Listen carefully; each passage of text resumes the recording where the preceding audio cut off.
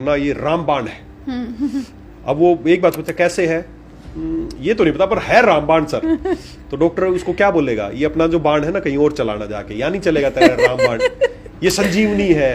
ये वो वही है जो हनुमान जी लाए थे लक्ष्मण जी के लिए। वो क्या करते हैं कि हम कंपनी शुरू कर रहे हैं, प्लान में इतना बांटना है और प्रोडक्ट का इतना चाहिए, तो बता देता मुझे 10 रुपए में चाहिए, मुझे 20 रुपए में चाहिए। बोलते ठीक आपको 10 में मिल जाएगा। कोई बोले मुझे 50 में, तो 50 में मिल जाएगा। कोई बोले 5 रुपए में ही चाहिए, तो 5 में भी देने को तैयार हो जाता है। आप सोचो तो 5 में क्या दे रहे हैं। यही मैं कई बार तो कैलकुलेट करते हैं, तो बोतल और डब्बे का जो होता है ना वही पैसा ले रहे हैं, तो सोचो अंदर क्या डाल रहे होंगे। मैं ऐसे हजारों लोगों से मिल चुका हूं जो बोले कि यार क्यों इतना झंझट पड़ रहे हो, इतनी महंगी आज डालोगे, इसकी बजाय इसमें ना चुटकी भर सिल्डेनाफिल डाल दो, देखो क्या रिजल्ट आएंगे। खिलवाड़ हो रहा है, स्कैम है बहुत बड़ा आयुर्वेद के नाम पे। ऐसा कर रही हैं कंपनियां। ये हमारे देश का दुर्भाग्य है कि भारत में जितने साल हर साल लोग डायबिटीज से मरते हैं ना, उससे कहीं ज्यादा लोग जो दवाइयां खाते हैं ना, उसके दवाइयों के साइड इफेक्ट से मरते हैं। एलोपैथिक चिकित्सा सिम्टोमेटिक ट्रीटमेंट करती है, मॉडर्न साइंस लक्षणों का इलाज करती है, बीमारी का इलाज नहीं करती। ये बहुत बड़ा दुर्भाग्य है हमारी इस इंडस्ट्री के साथ कि हम प्राकृतिक नेचुरल आयुर्वेद की बजाय बस कुछ ऐसी चीजें चाहते हैं जो यूनिक हो। बोलते हैं कि हम कुछ यूनिक लेके आए।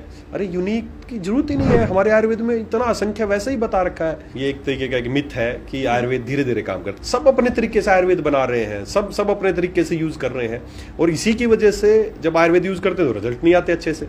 ये बहुत सुनने में आता है कि आयुर्वेद के जो प्रोडक्ट्स होते हैं वो एक्सपायर नहीं होते, नहीं कलर में भी चेंज हो सकते हैं। बिल्कुल, देखो आपने सही बताया कि ज्यादातर लोग बेचते हैं तब ऐसा ही बोलते हैं कि लिखा है बस एक्सपायरी डेट, होता नहीं है। देखिए कोई ऐसी चीज नहीं है मैम जो एक्सपायर ना होती हो।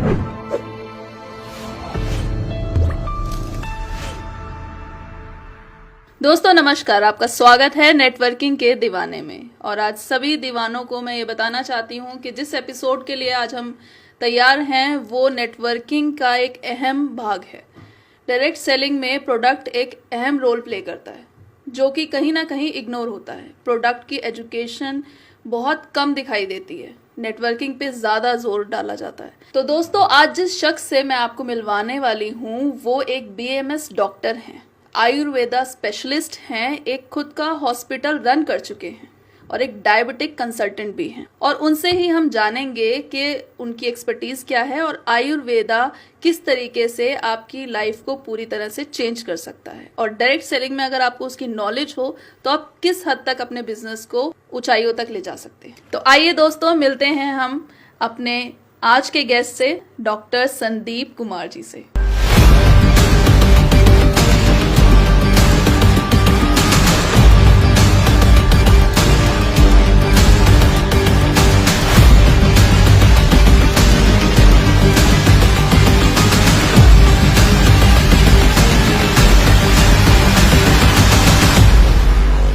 सर आपका बहुत बहुत स्वागत है नेटवर्किंग के दीवाने। Thank you ma'am, thank you.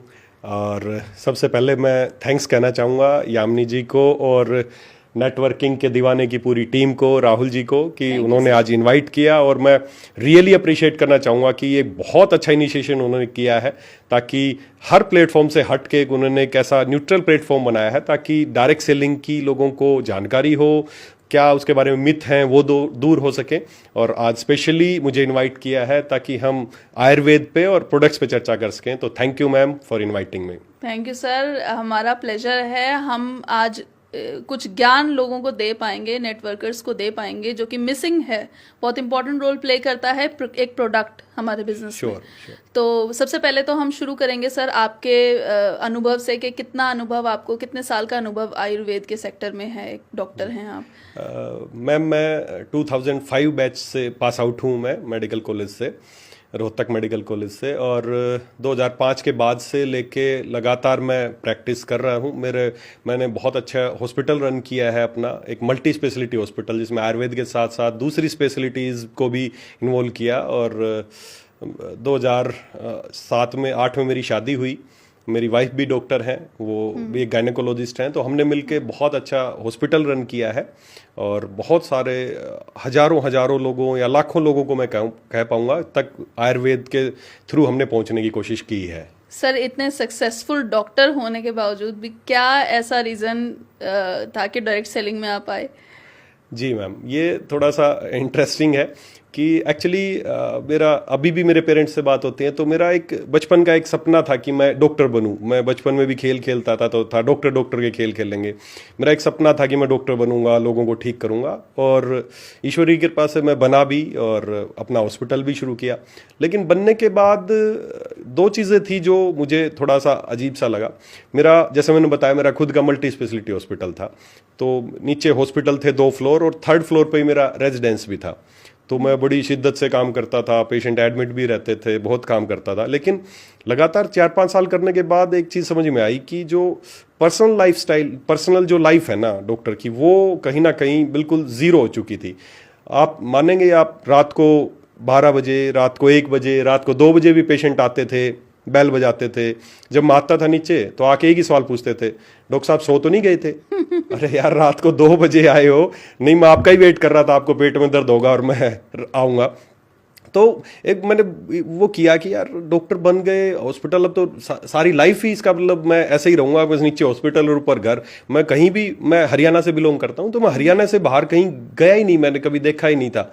तो मेरे को लगा कि पर्सनल लाइफ यहाँ पे ज़्यादा सिक्योर नहीं है, ज़्यादा एक इंटरेस्टिंग नहीं है, बड़ी बोरिंग सी हो गई थी। दूसरा एक चीज़ ये भी था कि एक हॉस्पिटल में ही बैठ के, मैं एक ही जगह बैठ के, मुझे नहीं लगता था, मेरा एक सपना था कि मैं ज़्यादा लोगों को ठीक करूँ, मेरे खुद की डिज़ायर थी ये। तो मेरे को लगता था यार, खाली एक हॉस्पिटल में बैठ के मैं भारत के हर कोने तक नहीं पहुंच सकता। मैं हरियाणा में बैठा हूं तो हो सकता है मेरे पास आसपास के डिस्ट्रिक्ट के लोग आ जाएंगे, या दिल्ली से लोग आ जाएंगे, या पंजाब से लोग आ जाएंगे। लेकिन यहीं बैठ के मैं केरल के लोगों को ठीक नहीं कर सकता, या मैं मध्य प्रदेश के लोगों तक नहीं पहुंच सकता। तो ये दो मेरी जो चीज़ें थी, ये दोनों चीज़ें मुझे अट्रैक्ट किया मुझे कि मैं एक डायरेक्ट सेलिंग कंपनी की तरफ जाऊं या डायरेक्ट सेलर बनूं, ताकि दोनों मेरी इच्छा पूरी हो जाए। जैसे मैंने आपको बताया कि मेरी लाइफस्टाइल अच्छी बिल्कुल ज़ीरो हो गई थी, हॉस्पिटल से घर, घर से हॉस्पिटल, अब रात दिन एक ही था। लेकिन अब पिछले, जब से मैं डायरेक्ट सेलिंग में इन्वॉल्व हुआ हूँ, लगभग 2016 से मैंने डायरेक्ट सेलिंग की तरफ मैंने इन्वॉल्वमेंट हुआ मेरा। उसके बाद से अब तक मैं, भारत का एक भी राज्य ऐसा नहीं होगा जहां मैं गया ना होऊंगा, कोई भी ऐसा एयरपोर्ट नहीं है इंडिया का जिस पे मैं ना गया हूँगा, या इसके अलावा आउट ऑफ इंडिया भी पता नहीं कितने सारी कंट्रीज में मैं जा चुका हूँ। तो जो एक वो था ना कि लाइफस्टाइल जीरो होगी, तो वो बड़ा अच्छा हो गया यहाँ पे आके। तो डायरेक्ट सेलिंग ने एक डॉक्टर को भी सपने दिखा दिए। यस, बिल्कुल कह सकते हैं मैम, बिल्कुल। तो सर, हम सबसे पहले तो ये जानना चाहेंगे, क्योंकि आप एक डॉक्टर हैं, आपको बहुत नॉलेज है, कि आयुर्वेदा एक्चुअल में है क्या? आयुर्वेद, जब भी किसी के दिमाग में आयुर्वेद आता है तो हमारे दिमाग में जड़ी बूटियां आने लग जाती हैं, हमारे दिमाग में और तरह की चीज़ें जो मेडिसिन हैं या ट्रीटमेंट हैं वो आने लग जाते हैं। तो एक्चुअल में मैं आपसे जानना चाहूँगी, क्या आयुर्वेदा है? बिल्कुल सही मैम। मैं भी जब अपनी ट्रेनिंग्स में लोगों को बोलता हूँ आयुर्वेद क्या है, तो सबके दिमाग में एक ही बात आती है, चूरन, पुड़िया, काढ़ा, ये सब कुछ आता है ना। बेसिकली देखिए, आयुर्वेद क्या है? आयुर्वेद किसी इलाज करने का नाम आयुर्वेद नहीं है। आयुर्वेद कोई इलाज की पद्धति नहीं है। आयुर्वेद क्या है मैम? आयुर्वेद एक जीवन का विज्ञान है। इसको बोलते तो सब लोग हैं, आयु प्लस वेदा, मतलब द साइंस ऑफ लाइफ। ये जीवन का एक विज्ञान है, मतलब इलाज का नाम नहीं है। आयुर्वेद का मतलब है कि आपको जीवन जीने की, आपका जीवन जीने की कला, कि आप कैसा जीवन जीना चाहिए, उसका नाम है आयुर्वेद। आयुर्वेद खाली, आपको आयुर्वेद के पुराने ग्रंथ पढ़िए, आप आयुर्वेद के, आप चरक संहिता पढ़िए, वाग्भट संहिता पढ़िए, उसमें ट्रीटमेंट की बात तो बहुत बाद में है। उसमें सबसे पहले बताया जाता है कि आपको सुबह कैसे उठना चाहिए, उसके बाद क्या पानी पीना चाहिए, नहीं पीना चाहिए, दांत साफ करने चाहिए या नहीं करने चाहिए। इवन इतना गहराई से आयुर्वेद में बताया गया कि रात को आपको सोना है तो किस दिशा में सिर करके सोना चाहिए, क्या, और किसी चिकित्सा पद्धति, मुझे नहीं लगता कि ऐसी चीजें बताई गई होंगी। ये इलाज करने का नाम नहीं है, ये एक जीवन जीने की कला है जिसका नाम है आयुर्वेद। अगर मैं और भी अगर मैं प्राचीन की बात करूं तो इसके बारे में बताऊं, तो बेसिकली आयुर्वेद क्या है मैम? जब सृष्टि बनाई, और हम सब ज्यादातर मानते हैं कि ब्रह्मा जी ने सृष्टि की रचना की, तो जब सृष्टि की रचना की उस समय से आयुर्वेद है। क्या है? ये गाइडलाइन है। जब पैदा तो कर दिया सब लोगों को, तो अब जो पैदा किए हैं तो ये लोग अब कैसे रहेंगे, क्या खाना चाहिए, कब खाना चाहिए, किस ऋतु में कौन से कपड़े पहनने चाहिए, बाल कैसे होने चाहिए, आपका चाल चलन कैसा होना चाहिए, आपका बैठने का तरीका, ये सब कुछ जो हमें सिखाता है वो है आयुर्वेद। तो ये ब्रह्मा जी के मुंह से निकला हुआ एक ज्ञान है कि हमें कैसा जीवन जीना चाहिए। तो ये आयुर्वेद डिसिप्लिन बिल्कुल बिल्कुल। तो हमारे एक आइडियल लाइफ कैसी होनी चाहिए, वो उसका जो ज्ञान है ना, वो है आयुर्वेद। अगर मैं आयुर्वेद की परिभाषा की बात करूं तो मैं आयुर्वेद की जो परिभाषा है या आयुर्वेद का जो प्रयोजन है ना, वो क्या है। हम क्या करते हैं, सबसे पहले आयुर्वेद का नाम आते ही हम बीमारी या ये सोचने लगते हैं। तो आयुर्वेद की परिभाषा क्या है, स्वस्थस्य स्वास्थ्यम रक्षणम आतुरस्य विकार परशवनम च। मतलब आयुर्वेद का पहला उद्देश्य क्या है कि स्वस्थ व्यक्ति स्वस्थ कैसे रहे, ये है पहला उद्देश्य। हम क्या करते हैं, जब भी हम खासकर जब भी कोई जुड़ता है कोई आयुर्वेद से, तो क्या करता है, मरीजों को ढूंढना शुरू कर देता है कि मैं कोई मरीज मिले और मैं उसको ठीक करूं। नहीं, आयुर्वेद का पहला उद्देश्य है स्वस्थस्य स्वास्थ्यम रक्षणम, कि जो स्वस्थ है ऑलरेडी वो स्वस्थ कैसे रहें, उनका दिनचर्या कैसे होनी चाहिए, उनकी ऋतुचर्या कैसे होनी चाहिए, ये है। दूसरा उद्देश्य है आतुरस्य विकार परशवनम, मतलब जो बीमार हो गए हैं ठीक है उनका भी केयर करो, लेकिन पहला उद्देश्य है स्वस्थ व्यक्ति स्वस्थ कैसे रहें। तो ये ज्ञान है मैम। ये जो आपने बात बोली, स्वस्थ इंसान स्वस्थ कैसे रहे, तो इसी से एक क्वेश्चन हमारा उठता है कि एक आइडल क्या लाइफ होनी चाहिए एक इंसान की, किस तरीके से उसको जीना चाहिए आयुर्वेद के अनुसार। बिल्कुल मैम, देखिए आयुर्वेद के जो हमारे पुराने ग्रंथ है, और खासकर मैं तो सभी को, आपके सभी दर्शकों को कहना चाहूंगा कि अगर एक अच्छा जीवन जीना है ना, तो उनको वाग्भट संहिता जरूर पढ़नी चाहिए, अष्टांग हृदय जरूर पढ़ना चाहिए। अष्टांग हृदय एक जो किताब है उसमें स्पष्ट बताया गया सुबह से लेकर रात तक कि आपको क्या क्या करना चाहिए। हर आदमी को जीवन अच्छा जीवन जीने के लिए वो चाहता है कि मैं स्वस्थ जीवन जीऊं, तो अष्टांग हृदय में उसको जरूर पढ़नी चाहिए कि सुबह जल्दी उठना चाहिए, उसके बाद पानी पीना चाहिए, गर्म पीना चाहिए, ठंडा पीना चाहिए, उसके बाद योगासन करने चाहिए, मल त्याग के लिए कैसे जाना चाहिए, उसके बाद आपको क्या करना चाहिए, किस तरह के कपड़े पहने चाहिए, सब अष्टांग हृदय में बताया गया है। तो एक आइडियल लाइफ जो बताया गया है वो यही है कि हमें दिन की शुरुआत बहुत अच्छी होनी चाहिए, और दिन की शुरुआत का मतलब ब्रह्म मुहूर्त, जो हम में से आज 99% लोग मिस करते हैं, उसको ब्रह्म मुहूर्त को हम अपने बेड पे ही स्पॉइल कर देते हैं। आयुर्वेद में उसकी बड़ी इंपॉर्टेंस बताई है कि जो सुबह का समय है सूर्योदय से जस्ट पहले का, उसको बोलते हैं ब्रह्म मुहूर्त। तो अगर उसमें कोई उठता है ना, आप प्रैक्टिकली खुद किसी को भी बोलिए कि अगले 3 दिन उठ के देख ले बस एक बार, तो पूरा दिन उसका बहुत अच्छा होने वाला है। अगर वो ब्रह्म मुहूर्त में उठेगा तो उसको लगेगा उसकी बॉडी बड़ी एनर्जेटिक होगी, उस समय के एनवायरनमेंट में ना बहुत शानदार। आप जस्ट ब्रह्म मुहूर्त से थोड़ा देर पहले और थोड़ा सा पहले उठ जाइए किसी दिन, और आप फील कीजिए, उस समय आपको बड़ा शांत मिलेगा। 3 बजे के आसपास, 3 बजे के आसपास आप उठिए, उस समय आप देखिए कि वातावरण बिल्कुल शांत मिलेगा। लेकिन जैसे ही अगले 10 से 15 मिनट बाद एकदम सारी चिड़िया चहकाने लगेंगी, पक्षियों की आवाज आने लगेगी, आपको पक्षियों को पता है कब उठना है, कोई अलार्म सेट नहीं करते, उनको पता है, वो जैसे ही वो समय हुआ ना उठने का तो उठ जाएंगे, आपको अच्छा लगने लगेगा। तो वो मेरी आपके सभी दर्शकों से ये खास निवेदन है कि अगर आप लाइफस्टाइल को अच्छा करना है तो प्लीज जो सुबह का ब्रह्म मुहूर्त का समय ना, चाहे दोबारा सो जाओ, मैं सबको ये बोलता हूं, उस समय उठ जाओ 1 घंटा, उस समय जो भी अमृत बरस रहा है एक तरीके से एनवायरमेंट में वो लो, और बाद में सो जाओ। आपको सोना है तो सो जाओ, अगर नहीं सोना तो मर्जी है, लेकिन सो जाओ बाद में 2 घंटा 4 घंटा आपको सोना है, लेकिन उस समय को मिस ना करें। तो ये एक हमारी आइडियल जो लाइफस्टाइल का पहला हिस्सा है। उसके बाद तो फिर आपको भाई पानी पीना चाहिए अलग अलग ऋतु में। हमारा आयुर्वेद इतना साइंटिफिक है कि वर्षा ऋतु में किस तरह का खाना खाना चाहिए, क्या चीज़ों का त्याग कर देना चाहिए, सर्दियों में क्या खाना चाहिए, किन चीज़ों का त्याग कर देना चाहिए, तो बहुत डिटेल्ड में है।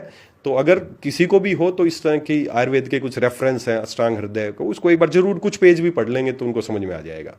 सर जैसे आपने बात बोली कि हर ऋतु के हिसाब से हमें अलग अलग ऋतुचर्या, आयुर्वेद में इसको बोलते हैं ऋतुचर्या। एक चीज बड़ी कॉमनली आजकल आ रही है कि हम अनाज जो खाते हैं, एक तरह का अनाज ही खाते हैं, 12 महीने हम पूरा एक ही अनाज खाते हैं, तो वो भी कहीं ना कहीं नुकसान देता है, आंतों में फंस जाता है, उसकी वजह से भी मेरे को लगता है कि जो बीमारियां हो रही हैं वो लाइफस्टाइल की वजह से ही ज्यादातर हो रही हैं। बिल्कुल मैम, ये बिल्कुल सही बताया आपने। ऋतुचर्या का जब देखिए अभी एक हमारे लिए गाइडलाइन बनी थी जिसका नाम है आयुर्वेद, कि हमें ऐसा रहना चाहिए। अब जब उसे हटेंगे, गाइडलाइन को फॉलो नहीं करेंगे, तो सीधी सी बात है कुछ प्रॉब्लम्स आएंगी।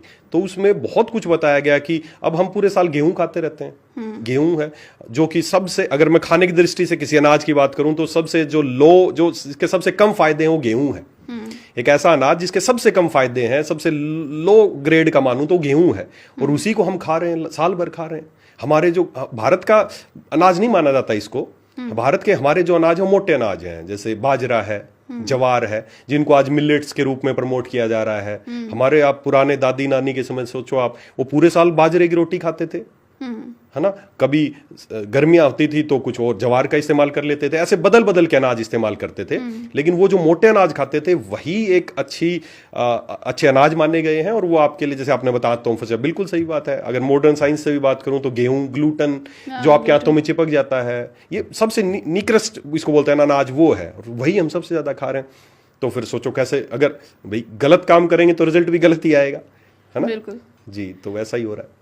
तो सर आयुर्वेद में अगर बात करें तो हम जैसे प्रोडक्ट्स की बात करते हैं, क्योंकि आयुर्वेद जब लाइफस्टाइल हमारा ख़राब होता है तो डिजीजेस भी आते हैं, तो डायरेक्ट सेलिंग जो प्रमोट करते हैं प्रोडक्ट्स, तो उन प्रोडक्ट्स का क्या है, लोगों को सही जानकारी नहीं है कौन सा प्रोडक्ट किसको देना है और किस हिसाब से देना है, क्योंकि बॉडी टाइप्स भी अलग हैं। बिल्कुल तो सही। पहले मैं आपसे यही जानना चाहूँगी बॉडी टाइप्स, और फिर हम आएंगे प्रोडक्ट्स पर। जी, बिल्कुल सही बताया यामिनी जी आपने कि बॉडी टाइप्स, जब इंसान को बनाया, हम इस पृथ्वी पे बने हैं, तो हम सब डिफरेंट, आपने देखा होगा कि हमारे फिंगरप्रिंट भी डिफरेंट है, हमारी हाइट भी डिफरेंट है, हमारा सब कुछ डिफरेंट है। तो आप सोचो, अगर हमारी हाइट भी अलग है, वेट अलग है, बॉडी वेट अलग है, हमारा डाइजेस्टिव सिस्टम अलग है, तो एक ही चीज़ सबके लिए एक जैसी कैसे फायदेमंद हो सकती है? नहीं हो सकती है।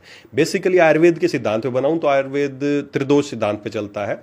हमारी जो प्रकृति है कि हम कैसे हैं वो डिपेंड करता है, आप तीन है, वात, पित्त एंड कफ। आपकी प्रकृति कौन सी है? आप वातज प्रकृति के हैं, आप पित्तज प्रकृति के हैं, या आप कफज प्रकृति के हैं। और इसी प्रकृति के आधार पर ही निर्भर करेगा आपको कौन सा खाना खाना चाहिए, कौन से रेमेडी आप पे शूट करेंगी। हो सकता है एक चीज आपको ठीक करे और वही चीज दूसरे के लिए हार्मफुल हो सकती है। अगर मैं पित्तज प्रकृति का हूं, मेरे को कोई आप ऐसी चीज दोगे जिसका उष्ण वीर्य है, तो मुझे वो नुकसान करेगी। वहीं एक तरफ अगर वो वातज या कफज है तो उसको बहुत फायदा करेगी वो। तो हमें कोशिश ये करनी चाहिए कि जैसे आपने बात की कि जानकारी, तो मैं सभी से एक ये अनुरोध करना चाहूँगा कि जब भी हम डायरेक्ट सेलिंग की बात करें, तो हमारे पास जब प्रोडक्ट मिलता है तो हम एक ही प्रोडक्ट को लेके सबको बोलते हैं कि आप सबको ठीक कर देगा, ये सबके लिए फायदेमंद है। तो ऐसा नहीं है। हमें इंसान की प्रकृति, और प्रकृति पहले तो आपको पता है आयुर्वेद में नाड़ी परीक्षण करते थे। हमारे जो पुराने आचार्य थे वो नाड़ी देख के, नाड़ी की गति के आधार पर, और ये भी सीखा जा सकता है, बहुत मुश्किल नहीं है, बहुत बड़ा आसान है। और अगर आप वैसे भी हैं तो आजकल तो साइंस ने भी तरक्की की है। आजकल मैं देख रहा था कई जगह कि उन्होंने एक डिवाइस बनाई है जिसको यहाँ टच करने से आप प्रकृति बता देती है वो अच्छा। बस नाड़ी की गति के आधार पे है। जैसे मैं आपको थोड़ा आइडिया दूं, अगर आपकी नाड़ी बहुत तेज तेज चल रही है तो समझो वातज हो सकती है ना। तो अच्छा। नाड़ी अलग अलग, और बड़ा सिद्धांतिक था आयुर्वेद हमारा कि नाड़ी कछुए के जैसे चल रही है तो ये प्रकृति, अगर वो खरगोश के जैसे चल रही है तो ये प्रकृति। तो ऐसा करके आप जान सकते हैं। तो बेसिकली मैं तो यही कहना चाहूंगा कि जब भी किसी से बात करें, आप उसको ठीक करना चाहते हैं तो एक बार उसकी प्रकृति जान लें तो ज्यादा अच्छा है। मोटा मोटा अगर हम जाने, ज्यादा डिटेल में ना जाए, तो कैसे हम प्रकृति जान सकते हैं एक इंसान? कुछ छोटी छोटी चीजों से जान सकते हैं। जैसे उससे पूछ सकते हैं आपको भूख कैसी लगती है, वो बोलेगा जी मेरे को बहुत तेज भूख लगती है, अचानक बहुत तेज भूख लगती है, और खाना खाता हूँ फिर जल्दी डाइजेस्ट भी हो जाता है। तो सीधा सा बात है, पित्तज प्रकृति है। अच्छा। कोई आदमी बोलेगा कि मेरे को भूख बिल्कुल कम लगती है और बस खा तो लेता हूँ और उसके बाद डाइजेस्ट भी लंबे समय तक फिर दोबारा भूख नहीं लगती, तो समझो कफज प्रकृति है। और वातज वाले में क्या होगा, उसको भूख जल्दी लगेगी लेकिन थोड़ा सा खाएगा तुरंत भूख शांत हो जाएगी, फिर थोड़ी देर में भूख लगेगी, फिर थोड़ा सा खाएगा शांत हो, तो वातज प्रकृति हो सकती है। ऐसे थोड़े से सवाल। बाल कैसे हैं आपके? बाल बिल्कुल ड्राई हैं, रूखे हैं, ज्यादा झड़ते, तो वातज प्रकृति हो सकती है। आपके बाल जल्दी पक रहे हैं और जल्दी मतलब शाइनी है बाल, तो पित्तज प्रकृति हो सकती है। आपके बाल बहुत मोटे हैं, घुंघराले हैं, काले हैं, झड़ भी नहीं रहे, तो कफज प्रकृति हो सकती है। चलने का तरीका, आप बड़े फास्ट चलते हैं तो आपकी वातज प्रकृति हो सकती है। स्लो मोशन में चलता है तो ये प्रकृति हो सकती है। तो कुछ छोटी छोटी चीज़ों से उसी से पूछ के कि आप मैं तो ये कहना चाहूँगा कि आपके पास एक परफॉर्मा बना होना चाहिए। चाल, भूख, नींद, ये 8-10 चीज़ें हैं। और इनके आगे अभी जैसे मैं पिछले कुछ दिनों में केरला गया, मैंने देखा वहाँ पे जैसे ही आप किसी भी आयुर्वेदिक रिजोर्ट में जाते हैं तो वो सबसे पहले आपको एक परफॉर्मा पकड़ाते हैं और आपको सही बोलते हैं कि आप चूज करो कि आपकी चाल कैसी है, आपकी नाक की बनावट कैसी है, बड़ी उभरी हुई नाक है। अच्छा, नाक से बिल्कुल, आपकी नाक उभरी हुई है, बड़ी शार्प है, तो आप वातज प्रकृति हो सकते हैं। अगर आपकी नाक बड़ी पैनी है और साथ में अगर आपकी नाक बहुत गोल है तो आप कफज प्रकृति के हो सकते हैं। आपकी जो आंखों का कलर कैसा है तो वो आपकी प्रकृति निर्भर करती है। आपके होंठ कैसे हैं, ड्राई हो रहे हैं, काले हैं या कलर कैसा है वो आपकी प्रकृति डिसाइड कर सकता है। तो ज़्यादा चीज़ें नहीं है, बस थोड़ा सा एक बार भी कोई ढंग से पढ़ ले तो समझ सकता है, पहचान सकता है कि किस प्रकृति का आदमी है, और उसी प्रकृति के अनुसार अगर वो उसको कुछ रेमेडी देगा तो 100% रिजल्ट उसको आएंगे। तो छोटी छोटी चीज़ों से जान सकते हैं। आप चलते हो तो कट कट की आवाज़ तो नहीं आती है, आपका मूवमेंट कैसे, आपको नींद कैसी आती है, रात को गहरी नींद आती है, या ये 8-10 सवाल बस अगर वो लिख के जाए तो वो पहचान सकता है किसी की प्रकृति। अच्छा, एक चीज़ और सर सामने आती है, जैसे हम बोलते हैं कि कैल्शियम की कमी होती है, हड्डियों में दिक्कत होती है, तो अक्सर क्या होता है कि अगर आपकी हड्डियां कमज़ोर है तो आपको कैल्शियम की कमी है, पर कभी हम ये नहीं सोचते कि बाल झड़ रहे हैं तो वो भी कैल्शियम की, आलस आ रहा है बिल्कुल, तो वो भी एक कैल्शियम की कमी हो सकती है। तो इस तरीके, इसको आप किस तरीके से सिंप्लीफाइड आप हमारे दर्शकों को बता सकते हैं?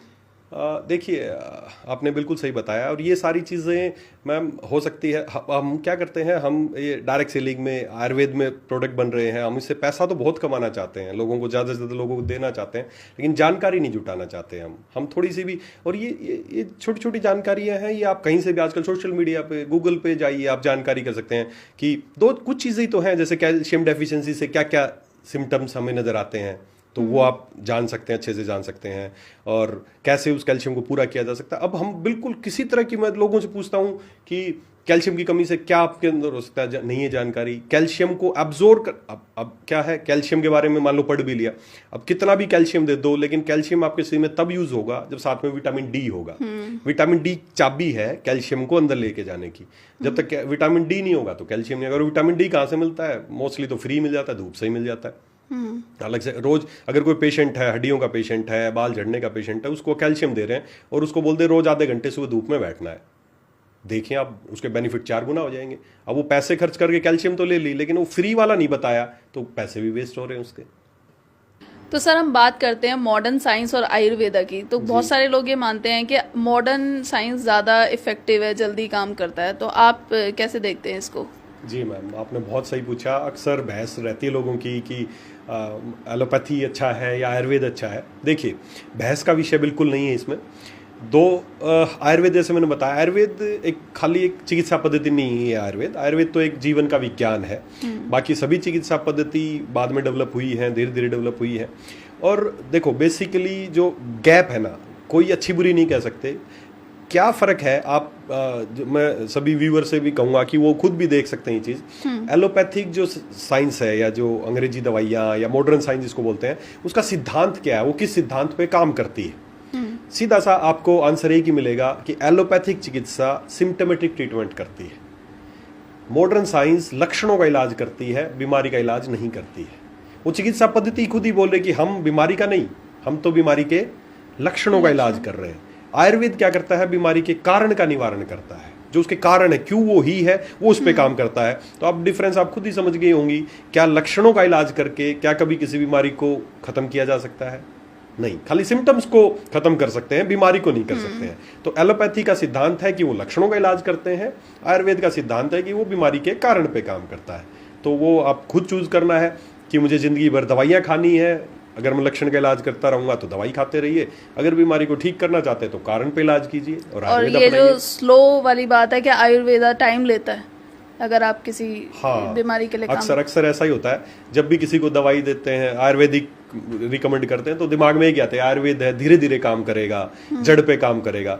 ऐसा नहीं है मैम, ये एक तरीके का एक मिथ है कि आयुर्वेद धीरे धीरे काम करता। नहीं, आयुर्वेद बहुत फास्ट एक्टिंग है। आयुर्वेद, फर्क क्या है कि लोग आयुर्वेद ना अभी तक एक बेसिकली रो फॉर्मेट में था, सब अपने तरीके से बना रहे हैं। कोई ज्यादा ताजी दवाई ले आया है, कोई ज्यादा सूखी ले आया है। आप किसी जो आयुर्वेदिक जो जड़ी बूटी बेचने वाली दुकान है ना, पंसारी, उस पे जाना, आप डब्बों में भर के रखे हैं, उसके पास नाम लिखा हुआ है, ये नहीं पता कब कलेक्ट की गई थी, कब से ली थी, कोई कुछ नहीं है। सब वो आप मांगोगे त्रिफला दे, कोई कुछ नहीं लिखा होता।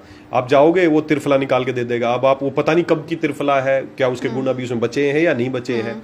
वो ले आए, उसके बाद उसने कहा था इसको 4 गुना पानी में डाल के उबालना और फिर करना। आप घर पे लाए, आपने पता नहीं 8 गुना डाला या आधा गुना डाला, कुछ नहीं पता। 15 मिनट उबालना था, 2 घंटे उबाल दिया, या 2 घंटे उबालनी थी कोई चीज, 15 मिनट उबाल ली। सब अपने तरीके से आयुर्वेद बना रहे हैं, सब अपने तरीके से यूज कर रहे हैं। और इसी की वजह से जब आयुर्वेद यूज करते हैं तो रिजल्ट नहीं आते, अच्छे से प्रॉपर काम नहीं करता। तो दिमाग में बैठ गया कि आयुर्वेद ना धीरे धीरे काम करता है, जड़ वो बैठा दिया गया दिमाग में ताकि ले वो लंबे समय तक। ऐसा नहीं है। आयुर्वेद तो विद इन ए डे काम करता है, विद इन ए वीक काम करता है।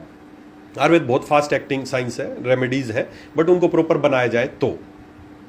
एक चीज़ सर, आयुर्वेदिक जो प्रोडक्ट कंपनीज जिनको मार्केट करती है, कई बार ये होता है कि एक्सपायरी हमें लिखनी पड़ेगी बट एक्सपायर नहीं होते हमारे प्रोडक्ट। ये बहुत सुनने में आता है कि आयुर्वेद के जो प्रोडक्ट्स होते हैं वो एक्सपायर नहीं होते, नहीं, कलर में भी चेंज हो सकते हैं। बिल्कुल, देखो आपने सही बताया कि ज़्यादातर लोग बेचते हैं तब ऐसा ही बोलते हैं कि लिखा है बस एक्सपायरी डेट, होता नहीं है। देखिए कोई ऐसी चीज़ नहीं है मैम जो एक्सपायर ना होती हो। हाँ, एक्सपायर का मतलब ये है कि वो ये बोल सकते हैं कि ये अगर डेट भी इसको जो चली गई है, वो डेट किस लिए निर्धारित की जाती है मैम कि इस औषधि में इतने लंबे समय तक जो गुण है वो प्रॉपर बरकरार रहेंगे, उसके बाद धीरे धीरे इसके गुणों में कमी आती जाएगी। जो प्रॉपर आप घर में ही रखो, आप मान लो अच्छी बात है कि आपने मान लो पुदीना है सुखा के रखना है, रख लिया तो एक समय तक तो रख सकते हैं ना। एक समय ऐसा आएगा कि उसमें पुदीने के जो गुण है वो खत्म हो चुके होंगे, तो ठीक है, ये बोल सकते हैं कि एक्सपायरी के बाद भी ले लोगे तो कोई नुकसान नहीं करेंगी ये, बट ये है कि फायदा नहीं करेंगी जितना करना चाहिए था। तो एक्सपायरी तो है कि एक हम औषधि कलेक्शन कैसे करते हैं कि भाई ये कब लिया है, इसमें गुण विद्यमान है या नहीं है, ज़्यादा सूख तो नहीं गया है, ज़्यादा ताज़ी तो नहीं है। तो एक्सपायरी तो होती है, हर चीज़ की एक्सपायरी है, कोई भी चीज़ है तो, बट उसको ये नहीं कह सकते कि एक्सपायर नहीं होते हैं, है, पर अब वो ये नहीं कि नुकसान कर देगी, वो बस ये कि फ़ायदे नहीं करेगी जितना उसको करने चाहिए थे। एक सर जो कंपनीज रॉ प्रोडक्ट भी लेती हैं कहीं से, तो उसकी ऑथेंटिसिटी कहीं डिफाइन नहीं हो पाती कि ये कितना इफेक्टिव है, क्या इसकी एफिकेसी है, तो उसको किस तरीके से हम सही कर सकते हैं? कंपनीज को कुछ आप सजेशन दे सकते हैं? श्योर मैम, ये आपने बिल्कुल मेरे दिल की बात आपने मेरे से पूछी। बेसिकली देखिए आयुर्वेद में बहुत पोटेंशियल है मैम, आयुर्वेद का फ्यूचर बहुत ब्राइट है, आयुर्वेद में एक अनंत शक्ति है आयुर्वेद में अगर मैं मानूं तो। लेकिन दूसरी तरफ अगर मैं कहना चाहूँ, मुझे खुद शर्म आती है इस चीज़ को बोलते हुए कि आयुर्वेद में शक्ति बहुत है, फ्यूचर बहुत है, स्कोप बहुत है, लेकिन सबसे ज़्यादा घोटाले भी आयुर्वेद में ही है। बहुत बहुत बहुत बड़े लेवल के घोटाले हैं मैम इस आयुर्वेद इस इंडस्ट्री में।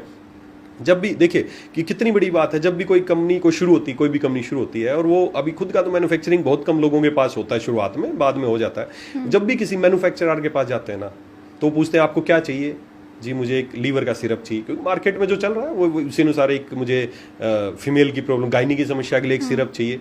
तो पहला तो उसने पूछा कि आपको क्या चाहिए, अगला जो उसका सवाल होता है ना वो बहुत ही गलत सवाल है, और यही सवाल हमारी इस इंडस्ट्री को खराब कर रहा है। अगला सवाल जो मैन्युफैक्चर पूछता है ना हमसे, जो भी कंपनी शुरू करता है उससे पूछता है कि कितने रुपए में चाहिए, आपको लीवर सिरप चाहिए, कितने रुपए में चाहिए। आप सोचो मैडम कि कैसे पॉसिबल है कि मुझे लीवर सिरप चाहिए तो कितने रुपए में चाहिए, ये कैसे निर्धारित कर सकता है वो। फिर वो क्या करते हैं कि हम कंपनी शुरू कर रहे हैं, प्लान में इतना बांटना है और प्रोडक्ट का इतना चाहिए, तो बता देता मुझे 10 रुपए में चाहिए, मुझे 20 रुपए में चाहिए।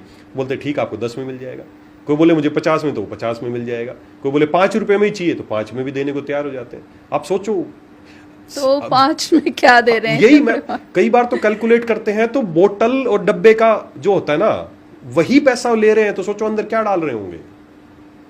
गत्ते की कीमत, बोतल की कीमत वो तो उनको देनी ही पड़ेगी क्योंकि वो भी बाहर से परचेज कर रहे हैं। अब अंदर वो क्या डाल रहे हैं मैम, ये होना ही नहीं चाहिए। ये सबसे गलत चीज है। अगर आपको लीवर सिरप बनाना है तो उसको बोलें कि क्या आपके पास कोई फॉर्मूला है, आपने कुछ सजेस्ट किया है।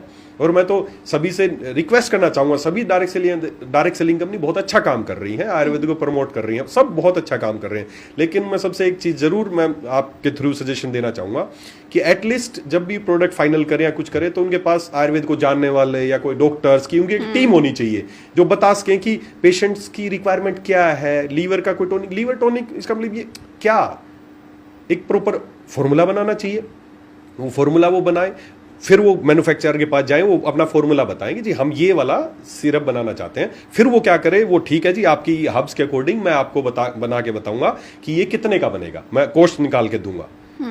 तो मजा है, तब तो प्रोडक्ट बनेगा सही। जिस भी मैन्युफैक्चरर ने पहले पूछ लिया कितने में चाहिए तो समझो वो प्रोडक्ट नहीं बनेगा। मैम साबुन बनवाने जाते हैं, कॉस्मेटिक की उसमें जाते हैं, आपको कितने रुपए में साबुन चाहिए, अब उसमें है ही नहीं कि कितना TFM होना चाहिए, इसमें क्या आप डलवाना चाहते हो, कितने रुपए में चाहिए, ये पूछते हैं। और जहां ये सवाल आ जाता है मुझे नहीं लगता कि वहां पर प्रोडक्ट बन पाएगा।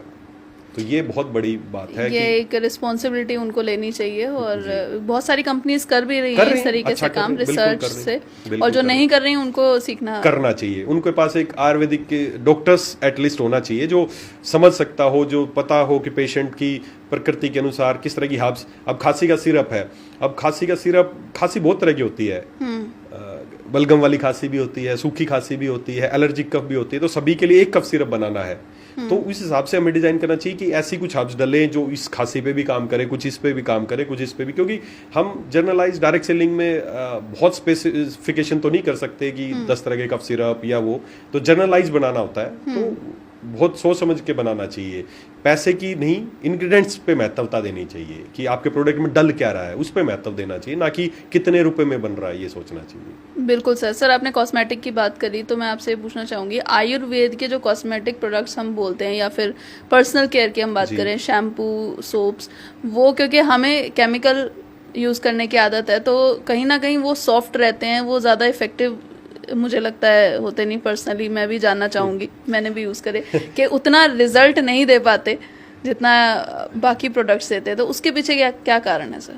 देखिए मैम, बेसिकली तो जो जितना आयुर्वेद में खाने की चीज़ों पे ध्यान देना चाहिए, हर्ब्स पे ध्यान देना चाहिए, उतना ही ज़्यादा हमें skin care and personal care पे देना चाहिए। बेसिकली कोई भी चीज़ आप खाते हो ना मैम, तो पहले आपके अंदर जाएगी, फिर पेट में जाएगी, फिर वो आपके आंतों में जाएगी, ऐसे करके बहुत एक लंबे समय बाद वो आपके ब्लड सर्कुलेशन में पहुंचेगी उसकी चीज़ें। लेकिन कोई भी चीज़ जब आप अपनी स्किन पे अप्लाई करती हैं ना या करते हैं, तो यहाँ से डायरेक्टली उसकी कोई भी चीज़ है वो आपके ब्लड में अब्जॉर्ब हो रही है। तो कहीं ना कहीं अगर आप कोई केमिकल वाली चीज़ खा रहे हैं ना, उससे ज़्यादा खतरनाक है केमिकल वाली चीज़ लगाना। ये स्किन फूडिंग है, आप अपनी स्किन पे कुछ लगा रहे हैं तो इसका ये कई बार लोग बोलते हैं, मैं बोलता हूं कि ये शैम्पू में केमिकल है आप मत यूज करो, लगाया ही तो है, खाया थोड़ी है। खाना फिर भी चल जाएगा, लगाना ज्यादा खतरनाक है। आज महिलाओं को ब्रेस्ट कैंसर या बहुत कुछ, ये ओवरीज कैंसर बहुत बढ़ रहा है। क्यों? कॉस्मेटिक प्रोडक्ट का ज्यादा यूज हो रहा है, खतरनाक केमिकल। आप जब भी कोई प्रोडक्ट लेके आए, एक बार पीछे पढ़ के देखिए, उसमें इतने खतरनाक केमिकल हैं, आप वो लगा रहे हैं, वो लगाया ही तो है। जब भी आप स्किन पे कुछ लगा रहे हैं तो समझो आप वो खा रहे हैं, और खाने से ज्यादा खतरनाक है लगाना। नॉर्मली लगता है कि खाना ज्यादा खतरनाक है, वो सीधा पेट में जा रहा है। हाँ, पेट में जा रहा है, लेकिन ब्लड में, लास्ट में ब्लड में पहुंचेगा, तब वो आपके ऑर्गन्स तक पहुंचेगा, सब तक, तब वो इफेक्ट डालेंगे। किसी चीज में मान लेते कोई खतरनाक केमिकल हो, ब्लड में आएगा, फिर वो ऑर्गन्स तक जाएगा। यहाँ आपने, आपके साबुन में कोई केमिकल था, आपने लगाया, डायरेक्टली ब्लड में गया, डायरेक्टली किडनी तक पहुंच गया, डायरेक्टली लीवर तक पहुंच गया, डायरेक्टली ब्रेन में चला गया, तो सर आप बताओ खुद कौन सा ज्यादा खतरनाक है? उसको तो रोकने के लिए बहुत सारे बैरियर है बीच में, बहुत सारे बैरियर हैं ब्लड तक पहुंचने में। स्किन पे लगाने में कोई बैरियर नहीं है, डायरेक्टली आपके अंदर जा रही है। तो हमें बहुत सोच समझ के, मैम आपके महिलाओं को भी खासकर मैं कहना चाहूंगा आपके थ्रू कि बहुत सोच समझ के आपको पर्सनल केयर या ब्यूटी केयर कह रहे हैं, पर कोई मानेगा तो एक अलग बात है। करना चाहिए, क्योंकि पर यह है कि आयुर्वेद पे हमें शिफ्ट करना चाहिए, ये भी मैं वो कुछ चीजें आपके शैम्पू के थ्रू आपके अंदर जाएंगी, कुछ चीजें आपके साबुन के थ्रू अंदर जाएंगी। तो आयुर्वेदिक चीजें हैं, वो बहुत सारे तरीके हैं, कुछ सूंघने से अंदर जा सकती हैं। तो स्किन पे लगाने की चीजें भी कोशिश यही करनी चाहिए कि हमें नेचुरल इंग्रेडिएंट्स के साथ, हमें बाल धोने के लिए केमिकल नहीं चाहिए। आंवला, रीठा, शिकाकाई, 3 चीजें लो आप, मार्केट से ले आना, कूट लेना, उनको पानी में उबाल लेना, उबालने के बाद उनको छान लेना, बन गया आपका शैम्पू। आप धो, बहुत बढ़िया झाग उठेंगे, बहुत बढ़िया खुशबू होगी, बाल भी बड़े अच्छे हो जाएंगे। कुछ नहीं करना आपको, नेचुरल है। अब जैसे आपने बताया ना कि वो कहीं ना कहीं आयुर्वेदिक यूज करते अच्छे नहीं लगते, कई बार वो फील नहीं आता, माइल्ड है बहुत। हाँ, वो इसीलिए, जैसे मैं स्पेशली बालों की बात करूं ना, तो जब हम किसी भी, हमारे बालों में ईश्वर ने, कुदरत ने क्या बनाया कि नेचुरल ऑयल रिलीजिंग होता रहता है, हमारी स्कैल्प में ऑयल होता है, और वो फायदेमंद चीज है। वो आपके बालों को न्यूट्रिशन देता है, आपके बालों को पोषण देता है, बालों को काले रखता है, झड़ने नहीं देता, वो सब उसके फायदे हैं। अब जब हम बाहर निकलते हैं कहीं, तो वो तेल तो है ही स्काल्प पे, तो धूल मिट्टी चिपक गई, जैसे सब कुछ हो गया, तो अब बाल गंदे हो गए। तो अब उसको वॉश करने के लिए हमें क्या चाहिए? शैम्पू चाहिएगा कोई, क्योंकि सिंपल पानी से धोगे उतरेगा नहीं, कि कोई ऑयल था और डर्ट बन गई है वो उसमें, तो सिंपल पानी से तो नहीं वॉश होगा, आप शैम्पू चाहिए। अब जो मार्केट में जो कॉस्मेटिक के नाम पे जो बिक रहे हैं केमिकल वाले शैम्पू, उसमें क्या है? सोडियम लोरेल सल्फेट और दूसरे केमिकल्स हैं। जब उनसे आप वॉश करते हैं ना, तो वो क्या करते हैं? आपके बालों को साफ कर देते हैं, और साथ ही साथ जो नेचुरल ऑयल है उसको भी हटा देते हैं। तो आपको एकदम खुले खुले बाल, बड़ा अच्छा फील होगा कि यस, बड़े खुल गए बाल, है ना, चिपचिपापन खत्म हो गया, हो तो गया। लेकिन जब लगातार उसको यूज करते हैं तो फिर बालों की समस्याएं आने लगती हैं, बाल झड़ने लगते हैं, बाल सफेद होने लगते हैं। फिर क्या करते हैं? हम शैम्पू बदल लेते हैं, अब ये वाला शैम्पू टीवी में ऐड देखा कि झड़ने के लिए ये वाला लेना है, हम वो ले आते हैं। फिर डैंड्रफ होने लग गया तो डैंड्रफ के लिए ले आते हैं। इन सारी समस्याओं का कारण ही शैम्पू है और हम शैम्पू ही बदलते रहते हैं। तो कहीं ना कहीं थोड़ा सा सोच समझ के हमें आयुर्वेद में, हम अब आयुर्वेदिक से धोओगे तो उसमें वो केमिकल नहीं है, तो ऑयल नहीं हटेगा, खाली गंदगी हटेगी, तो आपको लगेगा थोड़े बाल चिपटे चिपटे से हो गए, वो मजा नहीं आया। लेकिन वो फायदेमंद बहुत है वो।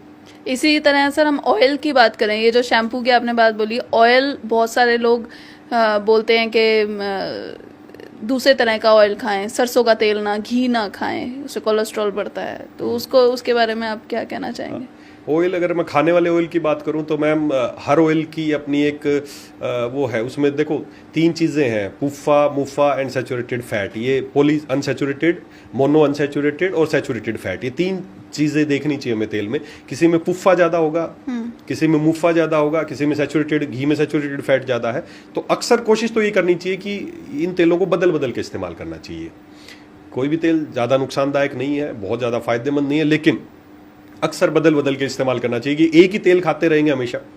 और वैसे आपके दर्शकों को बता दूं कि इन तीनों की अगर मैं देखूं तो जो आजकल जो करंट सिनेरियो चल रहा है, rice bran oil, rice bran oil अकेला ऐसा तेल है जिसमें ये तीनों ही एक संतुलित मात्रा में पाए जाते हैं, इसलिए उसको अच्छा तेल मानते हैं। कहीं ना कहीं एक मिथ है जो मैं भी मानती हूँ, हमें जो पहले से बताया जाता है कि सरसों का तेल जो है वो ग्रीसिंग के लिए सही रहता है, जॉइंट्स के लिए। अगर हम वो छोड़ देते हैं तो कहीं ना कहीं दूसरा तेल यूज करते हैं तो वो हमें दिक्कत देगा बॉडी को।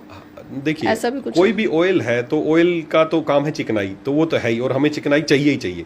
ऑयल हमारे लिए बहुत जरूरी है, और वो जरूरी नहीं कि सरसों के तेल में। सरसों के तेल में क्या है, जो उसमें जो पुफ्फा वो बहुत ज्यादा है, तो लगातार वही यूज करने से वो कहीं ना कहीं ब्लॉकेज की समस्या, यही समस्या आ सकती है, कहीं ना कहीं आ सकती है। तो कोशिश ये करनी चाहिए कि बदल बदल के करें, या फिर जैसे मैंने बताया राइस ब्रान ऑयल एक अच्छा विकल्प है, वो यूज किया जा सकता है। उसमें ये तीनों ही संतुलित मात्रा में पाए जाते हैं।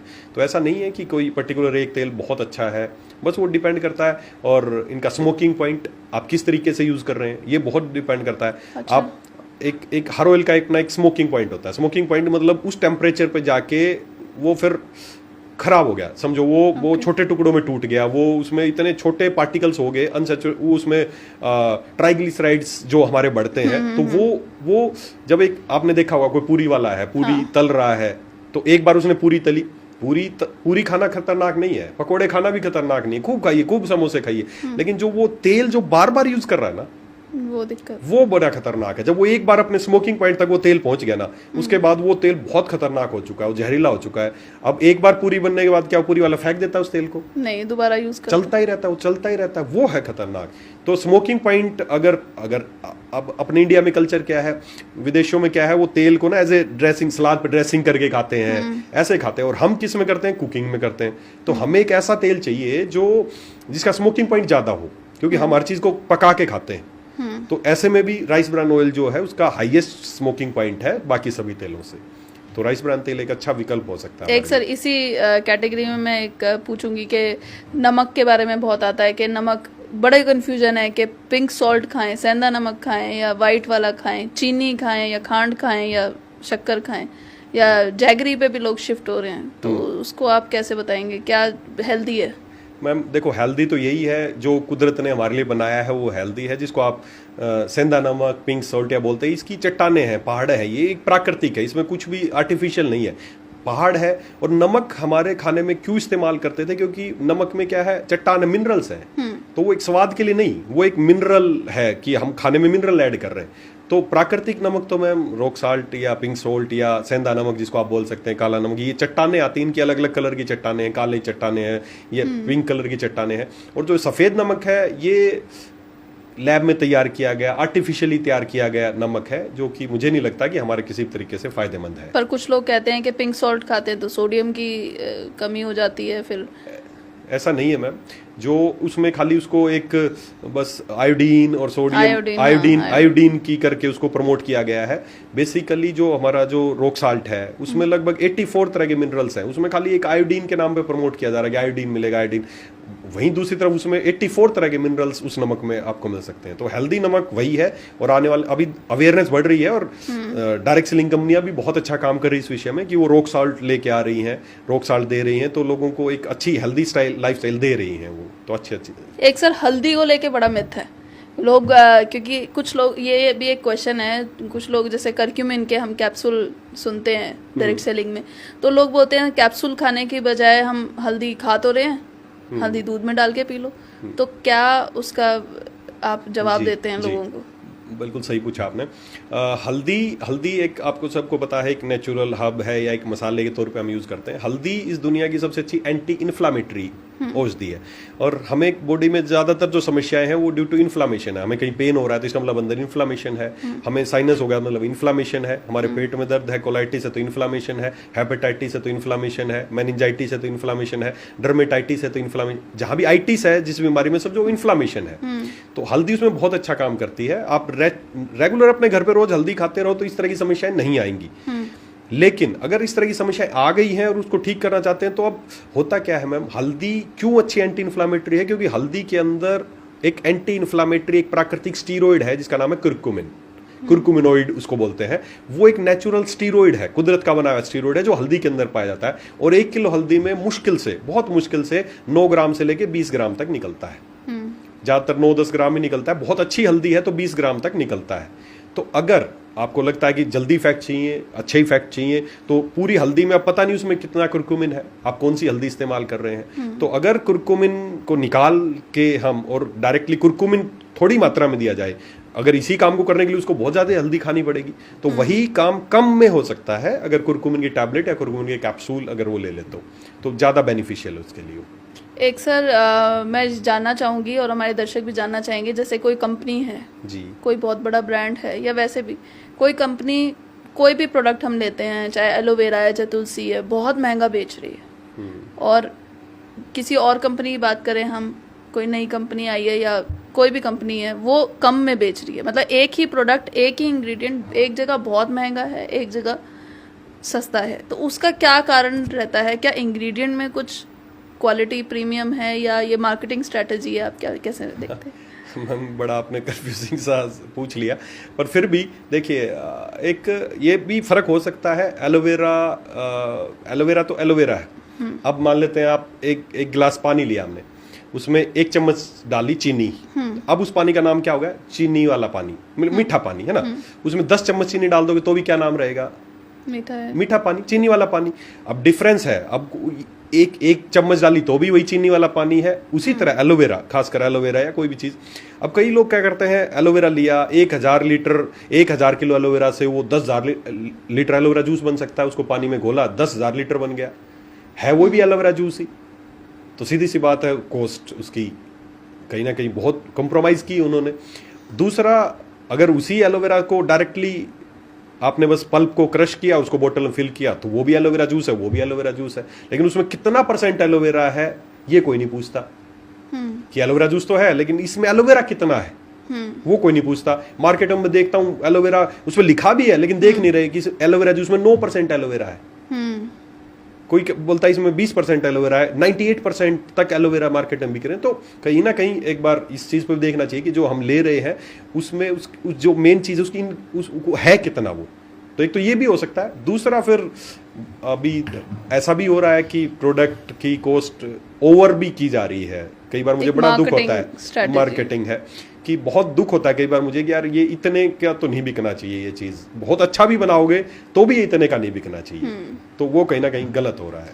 एक सर, जैसे एक आम ग्राहक है, एक कस्टमर है, या फिर एक डिस्ट्रीब्यूटर है, एक प्रोडक्ट लेता है किसी कंपनी का या अपनी ही कंपनी का, और उसके डब्बे पे पढ़ के जान सकता है कि वो कितना रियल है, कितना, क्या चीज़ उसमें नहीं होनी चाहिए और क्या चीज़ होनी चाहिए। मैम यही मैं आपको बता रहा था थोड़ी देर पहले कि आयुर्वेद में बहुत बड़ा स्कैम है। अब डब्बे पे तो वही लिखा है जो कंपनी बताना चाह रही है, जो पढ़वाना चाह रही है वही लिखेगी, है ना। वो कुछ ऐसा नहीं लिखेगी कोई भी कंपनी। उसमें लिखा तो बहुत कुछ होता है, लेकिन सही मायनों में क्या वो उसके अंदर है, अब ये इसीलिए आयुर्वेद को मैं एक बता रहा हूँ कि कम बहुत सब नहीं कर रहे, अच्छा काम भी कर रही हैं बहुत सारी कंपनियां, लेकिन स्कैम बहुत ज़्यादा है कि अब आयुर्वेद में ऐसी कोई नहीं है कि हर सैंपल लैब में जांच हो कि इसमें वो चीज़ है या नहीं है। और ये तो जांच हो सकती है इसमें वो है या नहीं है, लेकिन ये नहीं जांच हो सकती कि उसमें कितना है, ये प्रॉपर है या नहीं है। इसमें 500 मिलीग्राम अश्वगंधा लिखा तो अश्वगंधा 500 डला है या नहीं डला है, तो वो बहुत मुश्किल है। ये तो सभी को मैं हाथ जोड़ के रिक्वेस्ट करना चाहूँगा, खासकर कंपनीज को भी, कि जब भी आयुर्वेद पे काम करें तो बहुत अच्छे तरीके से अच्छी नीयत के साथ काम करें। पे लोगों को करना है, तो डब्बे पे तो पता नहीं मैम अब लिखते ऐसी चीज़ें लिखा होता है ये इतना इतना, और इसीलिए लोगों को आयुर्वेद से विश्वास हटता अब तो बढ़ रहा है, लेकिन बीच में इसीलिए हट गया था कि लिखा तो बहुत कुछ है, रिजल्ट आते नहीं है। तो उसका नहीं, मैं तो ले चुका हूँ अश्वगंधा, पहले भी मैं ले चुका हूँ, लेकिन उसमें था या नहीं अश्वगंधा ये नहीं पता। सर कुछ ऐसी हर्ब्स हैं या जूसेस हैं जो डेली बेसिस पे हर बॉडी टाइप को सूट कर जाएंगे और आप एक सजेस्ट कर सकते हैं कि लोग लें तो एक हेल्दी लाइफ जी सकते हैं? हाँ, कुछ चीज़ें जैसे प्रतिदिन ली जा सकती हैं, जैसे एलोवेरा है, ये सबको शूट नहीं करेगा। मुझे नहीं लगता कि एलोवेरा रोजाना हर व्यक्ति, अब प्रमोट तो करते हैं हम एलोवेरा लेना चाहिए, मैक्सिमम पॉपुलेशन को कर सकता है, लेकिन कुछ ऐसे लोग हैं खासकर जिनकी बहुत ज़्यादा पित्तज प्रकृति है ना, उनको बार बार वैसे ही उनको मोशन होता है, तो ऐसे में अगर एलोवेरा पियेंगे तो उनको और ज़्यादा समस्या बढ़ सकती है। तो कुछ चीज़ें ऐसी हैं, जैसे आपने अभी थोड़ी देर पहले जिक्र किया था हल्दी एक अच्छी एंटी इन्फ्लामेटरी है, कम या ज़्यादा, लेकिन सभी को वो शूट कर सकती है, क्योंकि इन्फ्लामेशन दूर करना है, वो साइंटिफिक है, वो सभी को कर सकते हैं। इसके अलावा गिलोय एक बहुत अच्छी इम्यूनिटी बूस्टर है, वो सभी को शूट कर सकती है। गिलोय को प्रतिदिन इस्तेमाल किया जा सकता है, हल्दी को इस्तेमाल किया जा सकता है, इन चीज़ों को आप नीम को इस्तेमाल किया जा सकता है, वो भी सभी को शूट करता है, नीम वो अच्छा इस्तेमाल किया जा सकता है। सर इसी से एक क्वेश्चन आता है कि एक अंडररेटेड हर्ब और एक ओवररेटेड हर्ब आपके हिसाब से? हाँ, ये आपने सही पूछा। आजकल कुछ हर्ब्स को तो ना, और खासकर हमारी जो अपने डायरेक्ट सेलिंग कंपनी है हमारी, उन्होंने कुछ को ओवर रेटेड किया हुआ है कुछ हर्ब्स को। जैसे मैं अगर किसी चीज़ का नाम लूँ तो बड़ा उसको तवज्जो दी जाती है, जैसे शिलाजीत है ना, शिलाजीत हो गया, इसको मानते हैं बस शिलाजीत है तो मतलब पता नहीं क्या हो गया, शिलाजीत बहुत ही शानदार चीज़ है, सभी को बहुत फायदा करेगा शिलाजीत को ना। और शिलाजीत क्या, मैं आजकल एक और चीज़ का मैं नाम सुन रहा हूँ, वो उसको भी ओवर रेटेड किया गया है, कीड़ा जड़ी है ना, बहुत सारी कंपनियां इस पे काम कर रही हैं, कीड़ा जड़ी की ये। अब वो है क्या कि किसी चीज़ की जरूरी नहीं कि प्राइस ज़्यादा हो तो वो उतनी ही ज़्यादा बेनिफिशियल, ऐसा बिल्कुल नहीं है। शिलाजीत को बहुत ज़्यादा हाईलाइट किया गया है या कीड़ा जड़ी को बहुत ज़्यादा हाईलाइट किया गया है, लेकिन जरूरी नहीं कि हर जिस आदमी को भी सेक्सुअल प्रॉब्लम हो, दिमाग में यही आता है कि सेक्सुअल प्रॉब्लम के लिए शिलाजीत इस्तेमाल, जरूरी नहीं कि हर आदमी जिसको सेक्सुअल प्रॉब्लम हो उसको शिलाजीत फायदा ही करेगा। अगर मान लेते हैं कोई, जैसे अभी मैं बात कर रहा था, मान लेते हैं किसी की पित्तज प्रकृति है, उसके शरीर में उष्णता ज़्यादा है, उसको प्री मैच्योर इजैकुलेशन या ऐसी समस्याएं, सेक्सुअल प्रॉब्लम है, तो ऐसे में अगर उसको आई थिंक शिलाजीत दिया जाएगा तो हो सकता है उसकी समस्या और बढ़ जाए, जरूरी नहीं कि ठीक हो। तो ओवररेटेड है कि बस बहुत शिलाजीत का नाम आते ही लगता है यस कि ये बहुत ही अच्छा प्रोडक्ट है, ये तो बस सब कुछ है यही, तो बहुत ज़्यादा ओवररेटेड है। इस तरह की चीज़ों को ओवररेटेड किया गया है। और अगर मैं बात करूं अंडररेटेड की, तो बड़ी सिंपल सी औषधि है जिसको मैं देखता हूं ज़्यादातर कंपनियां प्रमोट नहीं कर रही, जैसे गिलोय को हमारे आयुर्वेद में अमृता नाम दिया गया है। ये माना गया कि जब समुद्र मंथन हो रहा था तो उस समय कुछ अमृत की बूंदें इस पृथ्वी पे गिरी और वहां जहां गिरी वहां से अमृता पैदा हुई है। ये बेल ऐसी है मैम, इसको जड़ भी काट दोगे तो भी हरी रहती है, ये किसी भी खंबे पे कहीं भी चढ़ जाएगी, अमृता है वो, उसका नाम ही अमृता है। तो वो बहुत अच्छा, उसको हर कंपनी को उसके चाहे उसको टैबलेट फॉर्म में या जूस फॉर्म में गिलोय को जरूर प्रमोट करना चाहिए। बिल्कुल सर एक चीज़ और आती है कि हमारी जो आयुर्वेदिक हर्ब्स हैं उनको तो हम कर रहे हैं आजकल मार्केट में, क्या है, हाइप क्रिएट करने के लिए या डिफरेंट प्रोडक्ट दिखाने के लिए जो वेस्टर्न हर्ब्स हैं या कुछ वेस्टर्न फॉर्मुलेशन वो उसके साथ मिक्स करके बता देते हैं कि ये वो चीज़ है तो ये डिफरेंट है। जैसे कोई मशरूम हो गई या कोई कॉफ़ी हो गई या कुछ और चीज़, तो उसको आप कैसे देखते हैं और क्या मैसेज देना चाहते हैं कंपनीज को भी और डायरेक्ट सेलर्स को भी कि हमारा आयुर्वेद बेटर है और आयुर्वेद पे आप ट्रस्ट कर सकते हैं? जी देखिए, आयुर्वेद मैम, आयुर्वेद बहुत सारे हम सब मिलके काम तो कर रहे हैं आयुर्वेद पे, कंपनियां बहुत अच्छा काम कर रही हैं, लेकिन सही बताऊं ना तो आयुर्वेद में अभी आयुर्वेद के वो ए को भी टच नहीं कर पा रही हैं सारी कंपनियां मिलके भी। आयुर्वेद एक बहुत बड़ा समुंदर है मैडम, बहुत बड़ा।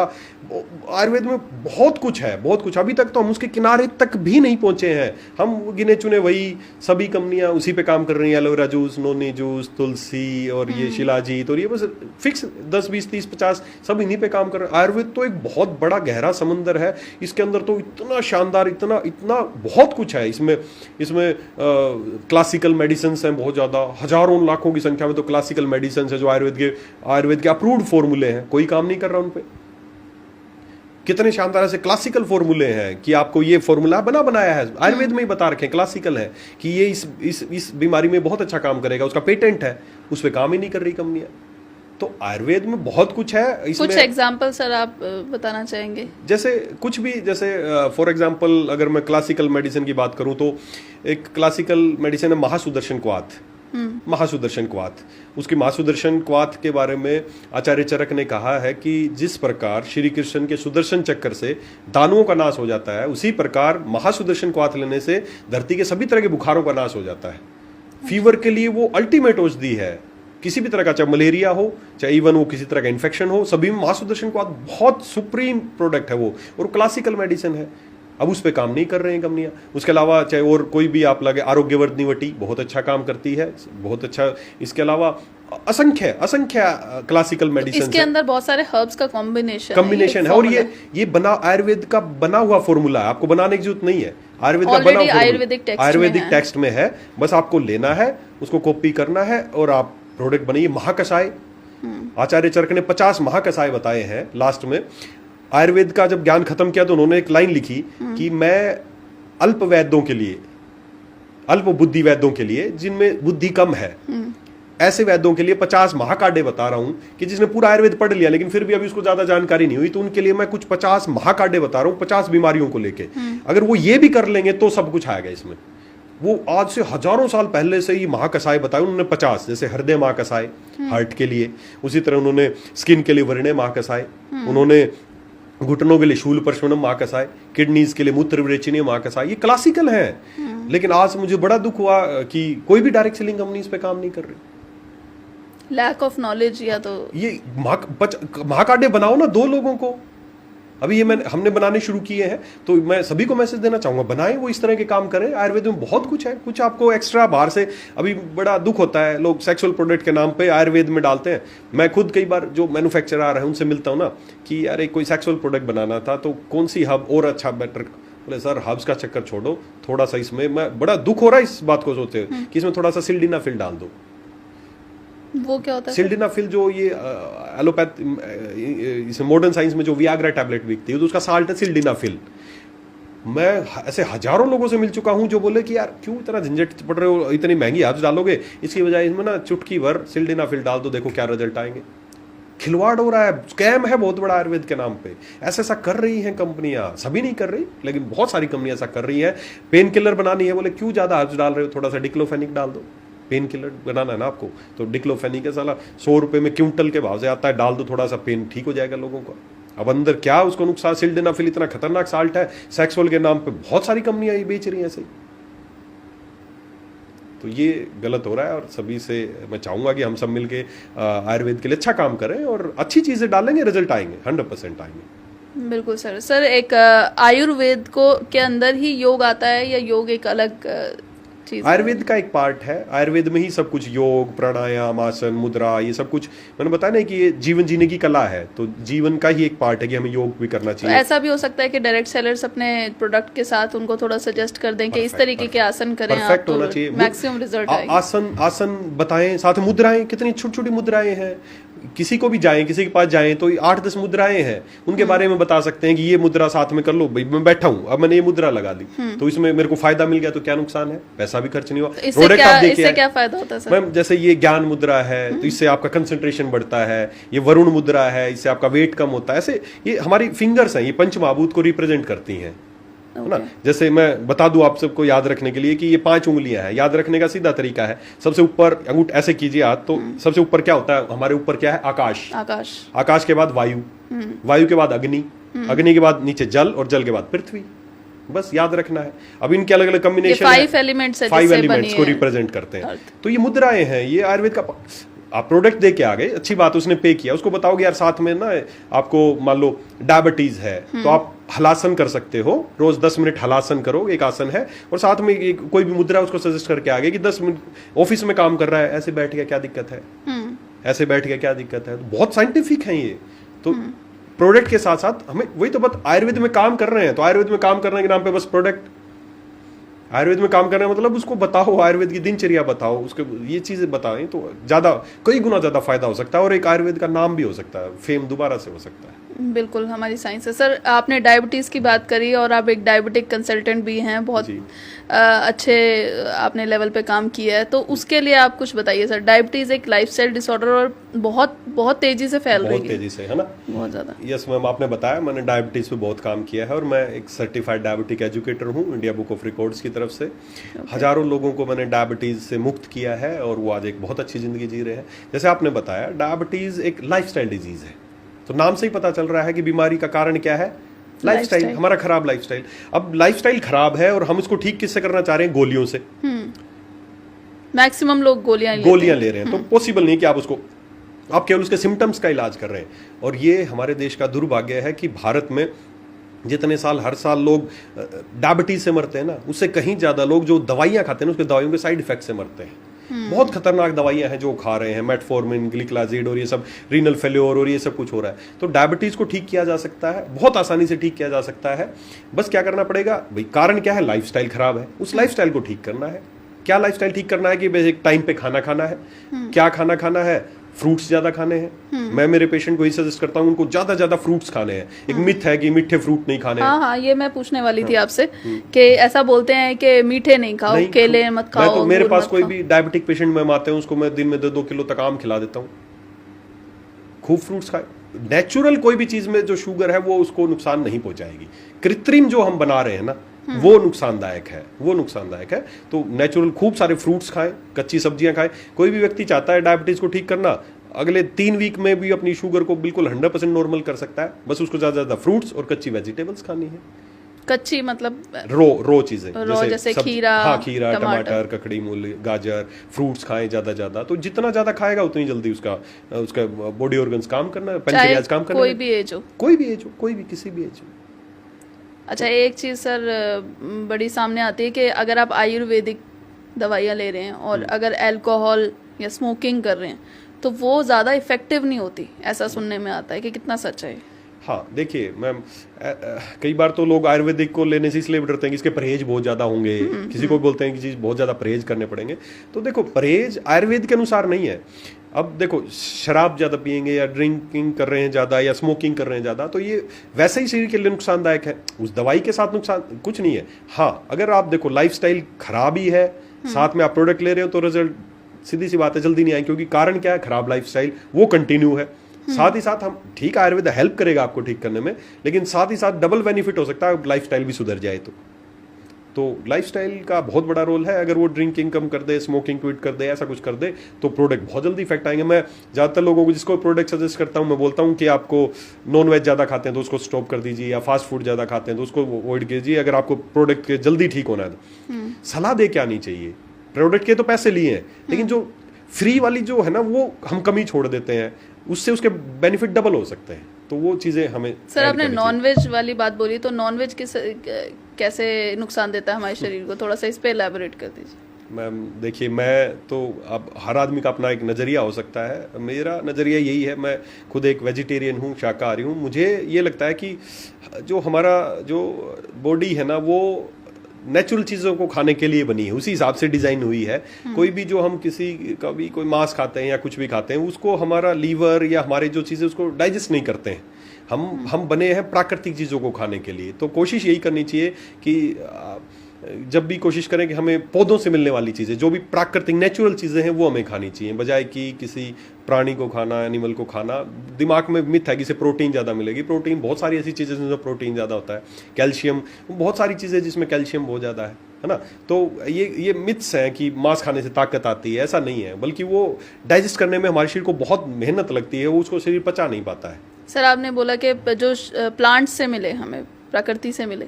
अब एक वर्ड है वीगन, जो दूध, कुछ लोग होते हैं जो दूध और घी ये सब चीज़ें भी नहीं खाते, जो ये चीज़ें मिलती हैं, तो उस चीज़ को आप कैसे देखते हैं, क्या वो सही है? क्योंकि आजकल ये वेस्टर्नाइजेशन में बड़ा, वेस्टर्न कल्चर बड़ा चला हुआ है कि वीगन रहना, दूध और उसको भी त्यागना। क्या आयुर्वेद में भी ऐसा है कि गाय भैंस का दूध भी किसी आयुर्वेद में ऐसा नहीं है मैम। आयुर्वेद में दूध दही के सबके गुण बताए गए हैं, लेकिन वो आप अब जो जैसा दूध आयुर्वेद में बताया गया, दूध वर्ग भी है, और इवन आयुर्वेद में देखिए, वो पर्सनल मेरे विचार हैं कि मांस का सेवन नहीं, आयुर्वेद में मांस वर्ग भी है। आयुर्वेद में मांस के भी फायदे बताए, हिरन के मांस के क्या फायदे हैं, इसके मांस के क्या फायदे, आयुर्वेद में है ये भी। वो पर्सनल मेरा है कि नॉन वेज हमें आज के संदर्भ में मैं बता रहा हूँ। तो उसी तरह जैसे दूध या घी या मक्खन है, ये आयुर्वेद में इनके फायदे बताए हैं, प्रकृति के अनुसार अलग अलग प्रकृति किसको शूट करेगा किसको नहीं करेगा। और पहले मैम दूध क्या था, दूध जो भी घर में पशु पालते थे उसकी सेवा करते थे, उससे दूध मिलता था और उसको हम सेवन करते थे, वो फायदेमंद था। आज जो दूध पशुओं से मिल रहा है ना, तो पशुओं का शोषण करके दूध ले रहे हैं, पशुओं पे अत्याचार करके दूध ले रहे हैं। मैं कई बार देखता हूँ ना, आप देखोगे ना, कैसे किसी डेयरियां हैं स्लम में, पशुओं को इतना अत्याचार करके रखते हैं। आप सोचो किसी पशु पे इतना अत्याचार करके जब उसका दूध निकालेंगे, क्या वो अच्छे इमोशन के साथ दूध आया है? वो हमारे काम का नहीं है। तो अगर इस सोच के साथ अगर कोई नहीं ले रहा है तो अच्छी बात है, अवॉइड कर सकते हैं, ऐसा कुछ नहीं है कि वो नहीं है। तो उसका क्या विकल्प है, आप क्या विकल्प देते हैं? अगर बहुत सारी चीजें हैं, जैसे कैल्शियम के लिए दूध अच्छा मानते हैं, कैल्शियम है ना, दूध से लगभग 17 गुना ज्यादा कैल्शियम मोरिंगा में मिलता है। मोरिंगा जो है सहजन, उसमें दूध से 17 गुना ज्यादा कैल्शियम है। तो जरूरी नहीं कि दूध, आप कैल्शियम के लिए दूध ही अच्छा है, आप मोरिंगा ले लो, उससे 17 गुना ज्यादा कैल्शियम है। एक चीज सर, जैसे आपने बताया मोरिंगा, फ्रूट्स की बात करें, अगर हम वेजिटेबल्स की बात करें, एक सीजनल फ्रूट्स जो होते हैं, आजकल क्या है, 12 मास सब सब्जियां मिलती हैं, सब फ्रूट्स मिलते हैं। तो कोई एक, जैसे हम पहले होता था कि एक लिमिटेड फ्रूट्स मिलते थे आपको, सीजनल फ्रूट्स, तो वो नहीं है अब, आपको अवेलेबिलिटी है। तो अवेलेबिलिटी है तो लोग खाते भी हैं। तो इसको आप कैसे बताएंगे कि कितना नुकसानदायक है कि एक सीजन का फ्रूट अगर हम दूसरे सीजन में खा रहे हैं? ये बिल्कुल सही कहा आपने, ये हमारे लिए अच्छा नहीं है। कुदरत हमारे हिसाब से ही, जिस सीजन में हमें जो चीज़ खानी चाहिए वो तभी पैदा होती है। किस सीजन में हमें आम खाना चाहिए, किस सीजन में हमें सेब, अब मैं देखता हूँ सेब हमेशा मिलता रहता है, आम भी हमेशा मिलता रहता है। पैसे में बस पैसे का फर्क पड़ जाता है, महंगा कर देते, तो ये बिजनेस बन गया मैम, ये बिल्कुल गलत है हमारे लिए। इसीलिए तो आप जितना ज़्यादा ये मॉडर्नाइजेशन होता जा रहा है ना चीज़ों का, उतना ही बीमारियां बढ़ती जा रही हैं, उतना ही लाइफस्टाइल डिजीज बढ़ती जा रही हैं। तो हर ऋतु के अनुसार ही अनाज खाना चाहिए और ऋतु के अनुसार ही फल खाने चाहिए। एक सर, ये फल की जब बात आती है तो एक ये आता है कि जो बाहर के जो फ्रूट्स हैं वो काफ़ी आ गए हैं, जो हमारे देश के नहीं हैं, तो उनको ज़्यादा फायदेमंद लोग मानते हैं, महंगे भी बिकते हैं, वो लेके आते हैं, खाते हैं, तो उनको कितना फायदेमंद मानते हैं? ऐसा नहीं है, जरूरी नहीं कि महंगा है वो, बस क्या है, क्यों महंगे हो गए हैं, क्योंकि वो बाहर से यहाँ तक आने में ट्रांसपोर्टेशन लगा है, टैक्सेस लगे हैं, महंगा हो गया। हमें लगता है कि कीवी बहुत ज़्यादा फायदेमंद है, हमारा फ्रूट नहीं है कीवी, ड्रैगन फ्रूट है। हाँ, कीवी से कई गुना ज़्यादा अच्छा चिक्कू है, तो चिक्कू खाओ ना आप, हमारा फल है चिक्कू, उसमें बहुत ज्यादा। तो वो अब फ्रूट्स की सारे टोटल फ्रूट्स, कोई भी फ्रूट आगे से आप दिमाग में रखें, फ्रूट्स कौन सा अच्छा है कौन सा बुरा, ही डिपेंड करता है उसकी एंटीऑक्सीडेंट पावर कैसी। सभी के अंदर एंटीऑक्सीडेंट है, तो जिसकी जितनी अच्छी एंटीऑक्सीडेंट पावर होगी वो उतना ही आपको जवान बनाए रखेगा, उतना ही आपको हेल्दी रखेगा। और लेकिन जो हमारे जो खुद के फ्रूट्स हैं, देसी फ्रूट्स हैं, उनमें बहुत अच्छे एंटीऑक्सीडेंट है। बेरीज, लोग बेरीज के पीछे पड़े हैं, बेरीज की बजाय हमारा जामुन है, ये बेरी है, आंवला है वो गूसबेरी है, शहतूत ये बेरी है, ये सारे बेरी हैं अलग अलग, तो ये बहुत अच्छे एंटीऑक्सीडेंट है। तो मेरे हिसाब से तो इनको ज्यादा प्रमोट करना चाहिए, इनको ज्यादा खाना चाहिए हमें। सर, जैसा कि हमने देखा कि आपको इतनी नॉलेज है आयुर्वेद की और प्रोडक्ट की नॉलेज है, तो इस टाइप के जो डॉक्टर्स हैं, आयुर्वेदिक डॉक्टर्स हैं, अगर वो इंडस्ट्री में आएँ और प्रोडक्ट को समझाएं, तो मेरे को लगता है कि हम बहुत अच्छे से मार्केट कर पाएंगे, एक रियल पिक्चर दे पाएंगे प्रोडक्ट्स की और बेनिफिट्स बता पाएंगे। पर क्यों नहीं आते डॉक्टर्स डायरेक्ट सेलिंग में, क्या रीज़न है? बिल्कुल सही कहा मैम आपने। मैं अक्सर जब भी किसी भी डायरेक्ट सेलिंग के लोग मेरे से मिलते हैं तो पूछते हैं, सर डॉक्टर्स को कैसे हम अपने साथ जोड़ें, डॉक्टर्स को कैसे हमारे साथ कनेक्ट करें। तो मैं सभी को देखो एक ही बात कहना चाहूँगा कि जैसे पहले भी मैंने बताया कि अगर आप चाहते हैं कि डॉक्टर्स भी आपके साथ रहें, डॉक्टर्स भी काम करें, तो हमें ऑथेंटिकली आयुर्वेद पे काम करना चाहिए। अभी हो क्या रहा है मैम, आप खुद देखो, कोई भी कंपनी शुरू होती है, डायरेक्ट सेलिंग कंपनी शुरू होती है, अच्छा इनिशिएशन होता है। लेकिन प्रोडक्ट सिलेक्शन की बात आती है तो वही एक एलोवेरा जूस, नोनी जूस, एक बेरी जूस, एक व्हीट ग्रास जूस, ऐसे करके वही सिलेक्टेड प्रोडक्ट्स हैं। अगर आपको आयुर्वेद में डॉक्टरों को टच करना है या इवन एलोपैथिक डॉक्टर्स भी आपसे टच हो सकते हैं, हमें आयुर्वेद के खजाने में से चीजें लानी पड़ेंगी। क्लासिकल मेडिसिन पे काम नहीं करती कंपनियां। क्लासिकल मेडिसिन इतना अपार समझाना, हर आयुर्वेदिक डॉक्टर यूज कर रहा है क्लासिकल मेडिसिन, लेकिन और कंपनियां बना रही है, डायरेक्ट सेलिंग कंपनी नहीं बना रही। क्यों नहीं बना रही? इसके पीछे बहुत मानसिकता की बात है। क्यों नहीं बना रही है क्लासिकल मेडिसिन? क्योंकि फिर वो उसके मनमाने रेट नहीं रख पाएंगी। क्लासिकल चीजें इसीलिए नहीं बनाती हैं क्योंकि मार्केट में वो कम रेट में बिक रही हैं। अगर आप बनाओगे तो वो लोग क्लासिकल उससे कंपैरिजन करेंगे। इसीलिए कंपनियां कोशिश करती हैं कि कुछ यूनिक बनाती हैं, अपना अलग नाम रखती हैं ताकि कोई कंपैरिजन ना हो, रेट का कंपैरिजन ना हो। ये सोच है। अगर आप इस सोच से दूर हटके क्लासिकल चीजें बनाइए, जब मार्केट में बिक रही है तो सीधी सी बात है वो बन सकती है उसी रेट में। उसमें भी मार्जिन है, उसमें भी डिस्ट्रीब्यूटर का जुड़ा है, उसमें भी सबका जुड़ा है और रियल इफेक्ट्स हैं, इफेक्ट्स हैं, वो प्रूवन है आयुर्वेद के। तो क्लासिकल मेडिसिन बहुत अपार संभावना। इसके अलावा आयुर्वेद में वैसे भी संभावना, अगर आप उन पे काम करो तो 100% डॉक्टर आपके साथ जुड़ेंगे। क्यों नहीं जुड़ेंगे? अणु तेल आज हर डॉक्टर यूज कर रहा है। अणु तेल एक क्लासिकल मेडिसिन है, लेकिन कंपनियां अणु तेल नहीं बनाएंगी, उसके जगह नाक में डालने के लिए कुछ और उसको नेजल ऑयल या नेजल ड्रॉप बनाएंगे ताकि कंपैरिजन ना हो रेट का कि अणु तेल तो सस्ता बिकता है, ये इतना महंगा कैसे है। तो ये बहुत बड़ा दुर्भाग्य है हमारी इस इंडस्ट्री के साथ कि हम प्राकृतिक नेचुरल आयुर्वेद की बजाय बस कुछ ऐसी चीजें चाहते हैं जो यूनिक हो। बोलते हैं कि हम कुछ यूनिक लेके आए। अरे यूनिक की जरूरत ही नहीं है, हमारे आयुर्वेद में इतना असंख्य वैसे ही बता रखा है। तो आप डॉक्टर्स को टच करना चाहें तो अच्छी चीजें ला सकते हैं, क्लासिकल मेडिसिन ला सकते हैं, डॉक्टर 100% आपके साथ जुड़ेंगे।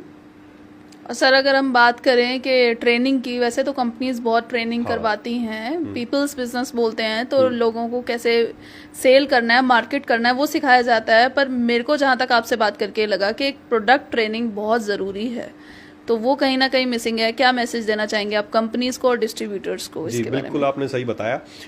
देखिए अब हमने आयुर्वेद में चलिए बहुत मान लेते सभी बहुत अच्छे प्रोडक्ट बना रहे हैं, लेकिन वो प्रोडक्ट बनने के बाद मैंने कई बार देखा, मैं लोगों को नोटिस करता हूँ, कोई प्रोडक्ट बना के दिया कंपनी ने, वो लेके आदमी किसी के पास भी जाएगा, किसी डॉक्टर के पास जाएगा और बोलता है सर हमारा ये प्रोडक्ट ना ये रामबाण है। अब वो एक बात पूछता है कैसे है, ये तो नहीं पता पर है रामबाण सर। तो डॉक्टर उसको क्या बोलेगा, ये अपना जो बाण है ना कहीं और चलाना जाके, या नहीं चलेगा तेरा रामबाण, ये संजीवनी है, ये वो वही है जो हनुमान जी लाए थे लक्ष्मण जी के लिए। ऐसे बात करते। एक अगर आप चाहते हैं इस इंडस्ट्री में कामयाब होना, चाहे मैं हर बार लोगों को यही बोलता हूं कि आपको चाहे एक प्रोडक्ट की जानकारी हो लेकिन उसकी पूरी गहराई से जानकारी होनी चाहिए कि क्यों है ये रामबाण, क्यों इसके बारे में रामबाण शब्द बोला है या क्यों इसके बारे में संजीवनी बोला है, इसमें साइंटिफिकली ऐसा क्या है कि ये ऐसे काम करेगा। तो ट्रेनिंग का बहुत इंपॉर्टेंट योगदान है मैम। अगर आप इस इंडस्ट्री में कामयाब होना चाहते हैं तो एसोसिएट्स के लिए, लोगों के लिए, रिप्रेजेंटेटिव्स के लिए भी बहुत जरूरी है और कंपनियों के लिए भी। मैं चाहूंगा सभी कंपनी को कि वो आयुर्वेद की ट्रेनिंग्स को प्रमोट करें। ठीक है, लोगों को काम करना सिखा रहे हैं, बहुत अच्छी बात है, लेकिन साथ ही साथ आयुर्वेद की ट्रेनिंग्स को जरूर प्रमोट करना चाहिए कि वो ताकि उसको प्रॉपर यूज करें। अभी पीछे मैंने भी न्यूज़ पढ़ी, बड़ा दुख हुआ कि किसी आदमी ने कोई तुलसी ड्रॉप था, वो उसको ड्रॉप था और उसने आंख में डाल लिया, उसकी आंखों की रोशनी चली गई, आंख खराब। लोग तरह तरह के एक्सपेरिमेंट करते हैं। कोई खाने की चीज को लगा रहा है, कोई लगाने की चीज को खा रहा है, ये सब। तो ये कब होगा? जब शुरू से हम हर कंपनी हम मिलके कल्चर बनाए कि कोई भी आदमी हमारे साथ जुड़ता है तो उसको कुछ एक बेसिक ट्रेनिंग से गुजरना पड़े। एटलीस्ट उसको कुछ आयुर्वेद के बारे में, कुछ आपके प्रोडक्ट्स के बारे में बेसिक ट्रेनिंग के बाद उसको अलाउ करना चाहिए। अब मान लो मैं डॉक्टर बनना चाहता था तो मेरा मेडिकल कॉलेज में एडमिशन हुआ, 5.5 साल मैंने पढ़ाई की, तो ही तो मैं अलाउ हुआ कि मैं किसी को बता सकूं। ठीक है, इतना लंबा मत करो, लेकिन कुछ चाहे आप एक बेसिक आपने की उसको एक उसके तहत जाना ही पड़ेगा, तब उसको आप अप्रूव्ड करो कि वो अब जाके लोगों को बता सकता है। आज जुड़ा हूं, मुझे कुछ नहीं पता, जाके पहुंच गया जी रामबाण है, ये है फलाना है, ऐसे बहुत गलत है। तो ये कल्चर होना चाहिए। रिप्रेजेंटेटिव्स को भी कहना चाहूंगा और कंपनीज को भी रिक्वेस्ट करना चाहूंगा कि वो प्रॉपर इस तरह का कोई डेकोरम बनाए और हम सब मिलकर करेंगे तो 100% होगा। बिल्कुल सर। तो सर आज हमने जाना कि आयुर्वेद कितना इंपॉर्टेंट रोल प्ले करता है हमारे एक हेल्दी लाइफ में, और इस आयुर्वेद को जब डायरेक्ट सेलिंग प्रमोट करती है तो एक पुण्य का काम करती है। तो इसको समझना ज़रूरी है, इसके बारे में इंफॉर्मेशन होना ज़रूरी है और उसके लिए ट्रेनिंग ज़रूरी है। बिल्कुल सही। तो सर आज बहुत अच्छा लगा, हमारे नेटवर्किंग के दीवानों को बहुत कुछ सीखने को मिला और धन्यवाद सर आपका हमारे शो पर आने के लिए। बहुत बढ़िया। और हम इसी तरह मिलते रहेंगे और आयुर्वेद के इस ज्ञान को लोगों तक पहुंचाते रहेंगे आपके माध्यम से। तो मैं थैंक्स करना चाहूँगा। नेटवर्किंग के दीवाने की पूरी टीम को, आपको, राहुल जी को। Thank you sir. तो दोस्तों, आज आपने जाना कि आयुर्वेद हमारी लाइफ में कितना इंपॉर्टेंट रोल प्ले करता है, और आपने ये जाना कि प्रोडक्ट को प्रमोट करने से पहले उसकी नॉलेज होना, ट्रेनिंग होना कितना ज़रूरी है। डायरेक्ट सेलिंग में सफल होने के लिए सेल्स और मार्केटिंग ही नहीं बल्कि प्रोडक्ट नॉलेज होना भी बहुत ज़रूरी है। अगर आप ऐसे ही इंफॉर्मेशन, नॉलेज इस चैनल के माध्यम से लेना चाहते हैं तो आप हमें कमेंट करिए, सजेशन करिए, शेयर करिए, हमारी वीडियोस को लाइक करिए।